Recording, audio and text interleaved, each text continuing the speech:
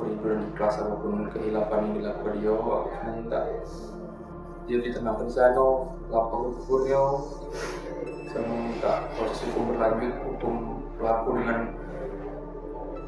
pasal yang sesuai dengan apa yang dilakukan dia. Mimpi setelah kejadian tidak ada, tapi mimpi sebelum kejadian itu memang aku sempat bermimpi bahwasanya dia dijemput, cuman aku udah tahu siapa yang menjemput dia itu di situ. Cuman dalam mimpi aku tuh gelap. Kalau kita ikut apa yang kita rasa ya mungkin kita sama-sama tahu ya. Tapi itu kan tidak ada di pasal hukum negara gitu. Ya pasti kok dari perasaan aku ya nyawa di bawah nyawa. Tidak ada yang membeda.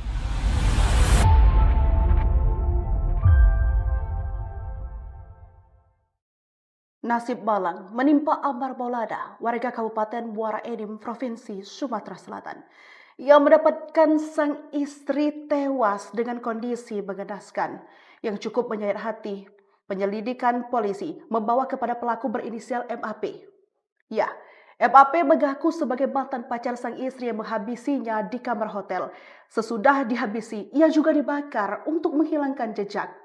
Meski Amar tak percaya dengan segala cerita tersebut, ia mengaku mendapat firasat sebelum sang istri pergi meninggalkannya.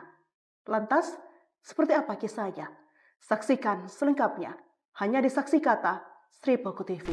Aku tidak pernah mempermasalahkan segala macam banyak kekurangan aku.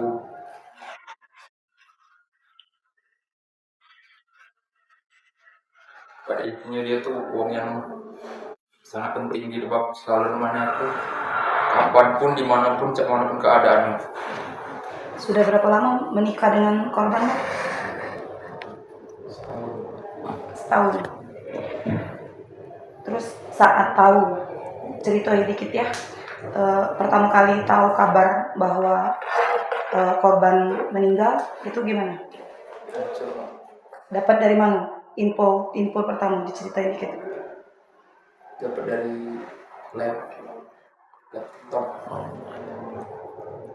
yang dikasih sepupu almarhum. Dia marah-marah, cuman aku minta penjelasan dia. Cuma dia cuma menyampaikan bahwa ini itu kawannya kan. Aku sudah tanya-tanya bro, karena dia sudah jawab itu ya aku tidak terlalu galak mengarah ke dalam karena menjauh supaya kami jangan sampai ribut. Itu di masa pacaran dulu kan, belum menikah. Setelah itu sampai kejadian ini tidak pernah tahu dia berhubungan, tidak pernah ketemu. Selebihnya itu udah tahu. Sebelum kejadian, Amar nyangkanya ini korban kemana, Mar? Kan sempat dilaporkan ke Polres ya, Polres Selatan. Bisa diceritain nggak kayak mana itu sampai dilaporkan ke Polres? Iya, itu karena sudah ada biasanya Mbak. Biasanya emang kalau dia marah tuh galak ke rumah kawannya, galak nginep di situ, ya ngejauhi aku, mungkin dia tuh kesal, dia tidak sanggup kalau harus marah di depan aku, dia tidak sanggup dia tidak pernah ngamuk di depan aku tuh, jadi dia tuh itu.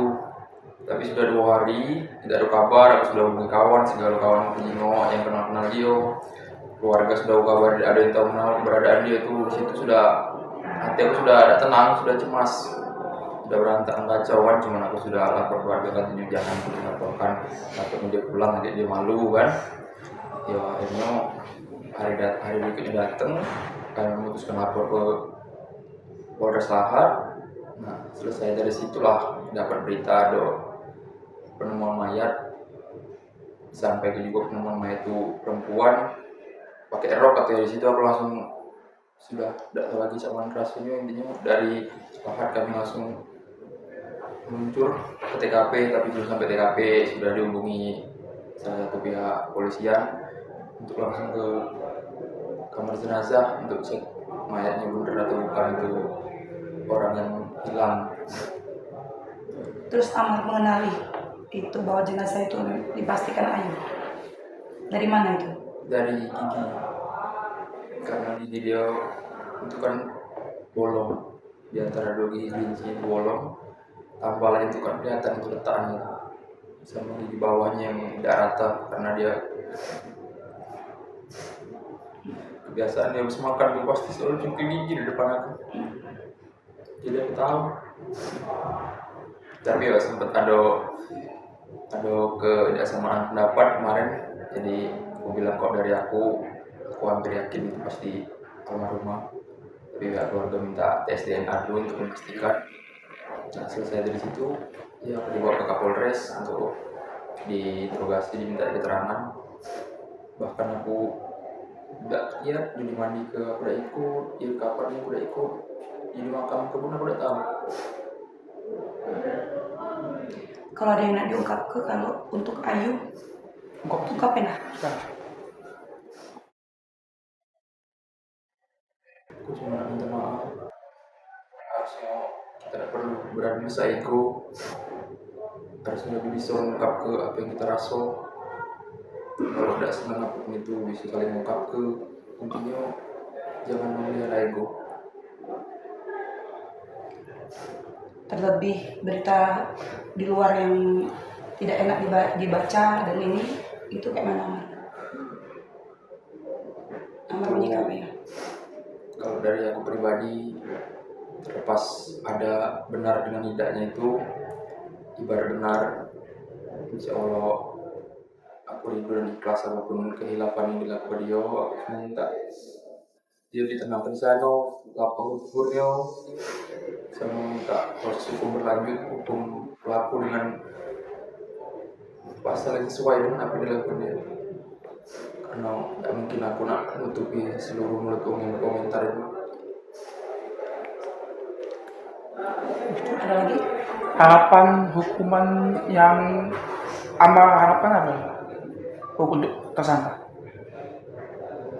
Kalau kita ikut apa yang kita rasa ya mungkin kita sama-sama tahu ya, tapi itu kan tidak ada di pasal hukum negara gitu ya. Pasti kok dari perasaan aku ya nyawa di bawah nyawa, tidak ada yang lebih dari itu. Cak mana dia dibunuh, itu ada dihukum. Itu harapan pribadi. Cuman kan kita hidup di negara yang punya pasal, punya hukum, ada penegak hukum, ya kita tidak bisa mencari itu. Kita serah kebiasaan penegak hukum. Cuman aku minta tolong kawal jangan sampai kasus ini tenggelam itu. Aku tidak menyudut ke pihak manapun. Aku cuma minta tolong kawal kasus ini, hukum pelaku dan lebih dari itu. Hukum pelaku sesuai apa yang dilakukan dengan almarhumah ini. Mar, ada tak Mar kenangan yang paling tidak bisa lupa dengan korban yang masih ini selama dia berumah tangga dengan Amar, yang paling terkesan?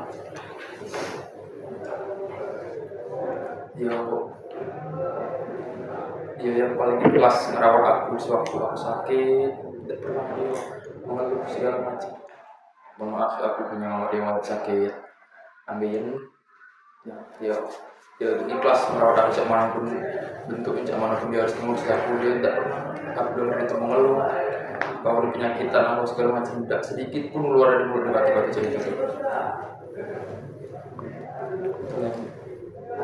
Paling susah aku lupa itu dia.